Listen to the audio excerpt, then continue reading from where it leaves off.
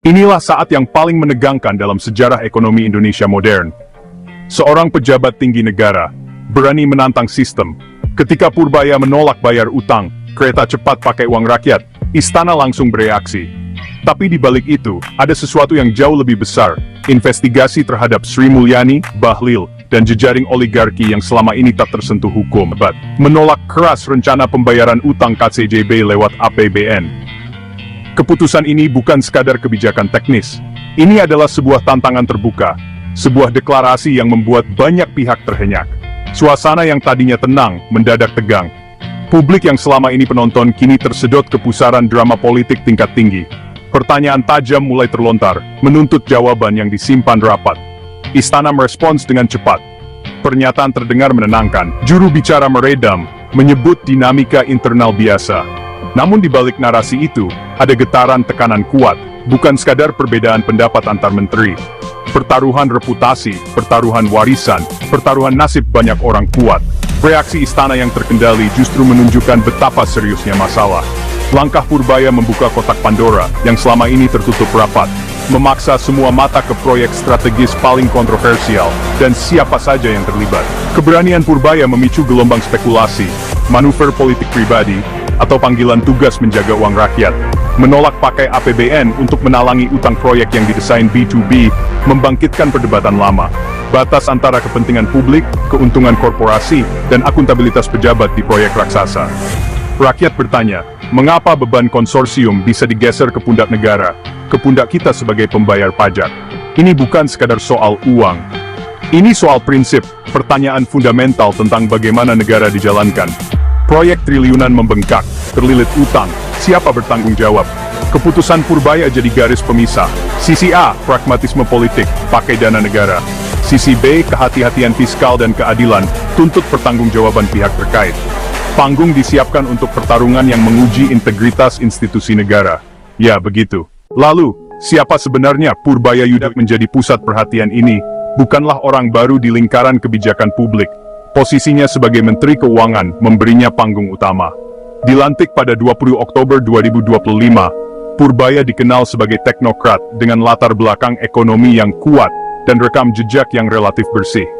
Ia memegang mandat berat, menjaga kesehatan fiskal negara di tengah tantangan global dan tuntutan belanja domestik yang besar. Tugasnya memastikan setiap rupiah digunakan efektif, efisien, dan akuntabel. Amanah ini menjadi landasan pernyataannya yang tegas dan tanpa kompromi. Alasan penolakannya sederhana namun mendasar, berpegang pada komitmen awal proyek KCJB B2B, tanpa jaminan pemerintah, tanpa APBN. Ketika biaya membengkak dan diminta APBN menutup kekurangan serta cicilan utang, Purbaya menentang.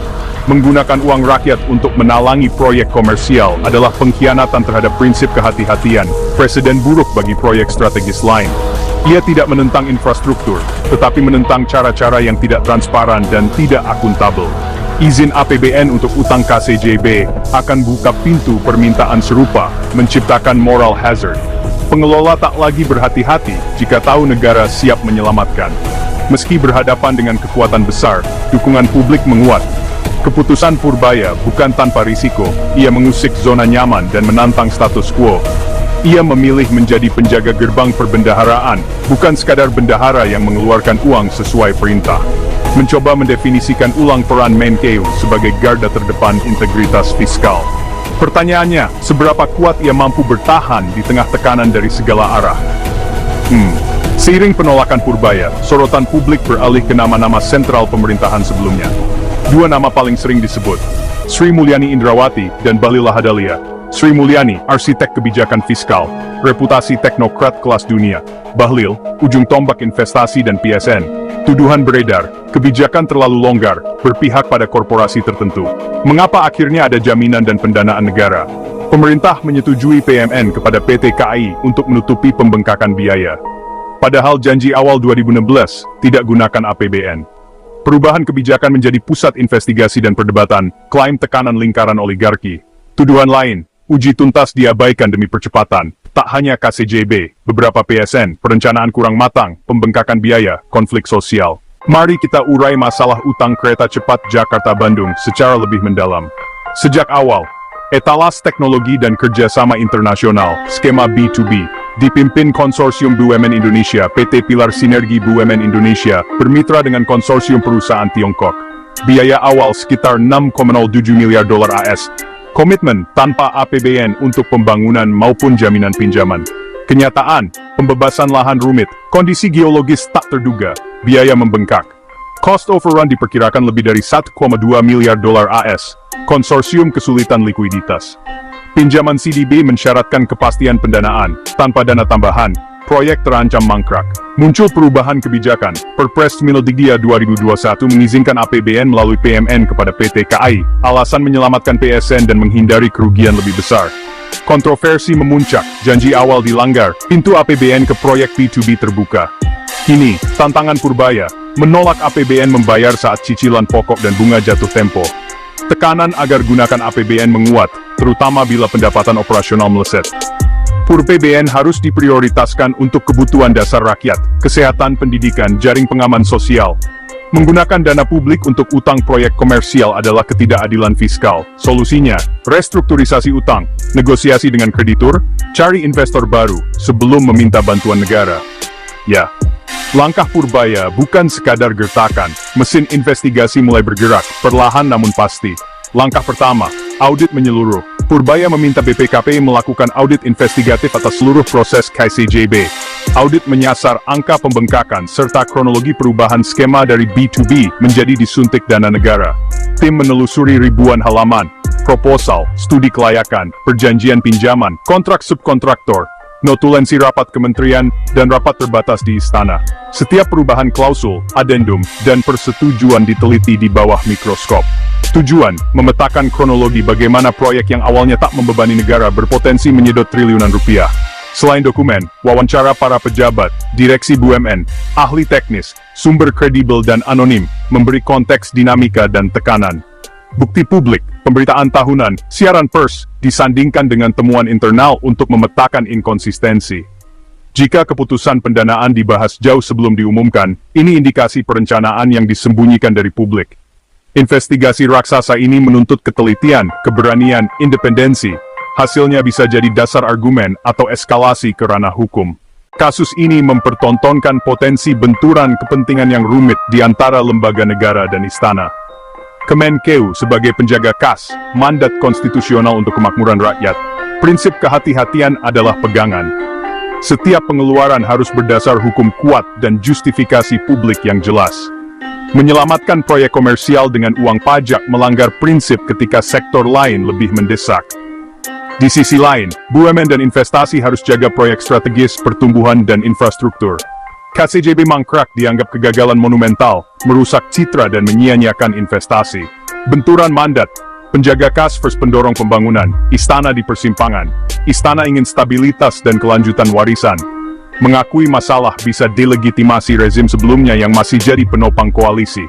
Maka reaksi menenangkan, mencari jalan tengah, menengahi konflik antar menteri, mencegah eskalasi.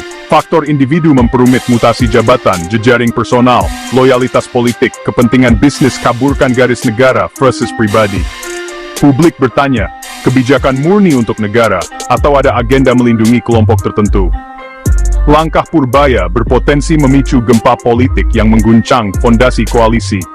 Dalam sistem berbasis kompromi, menteri yang melawan arus dianggap ancaman harmoni. Penolakan membayar utang menempatkan pejabat era sebelumnya yang didukung partai koalisi dalam posisi sulit. Friksi antar menteri jadi dampak pertama. Kemenkeu versus Kementerian Teknis dan Investasi. Keputusan strategis lain bisa tertunda karena manuver politik. Rapat kabinet berubah medan pertempuran senyap. Parlemen melihat peluang. Pendukung Purbaya menunggangi isu anti korupsi. Pihak terancam melawan. Hak interpelasi, hak angket, bahkan mosi tidak percaya bisa diangkat. Parlemen terbelah. Diskursus publik dipenuhi narasi saling serang. Substansi terancam kabur. Dampak terbesar, stabilitas kepemimpinan. Lindungi kawan, dituding intervensi, biarkan hukum berjalan, koalisi retak. Apapun pilihannya berkonsekuensi besar. Langkah Purbaya memulai permainan catur politik tingkat tinggi, menentukan arah beberapa tahun ke depan.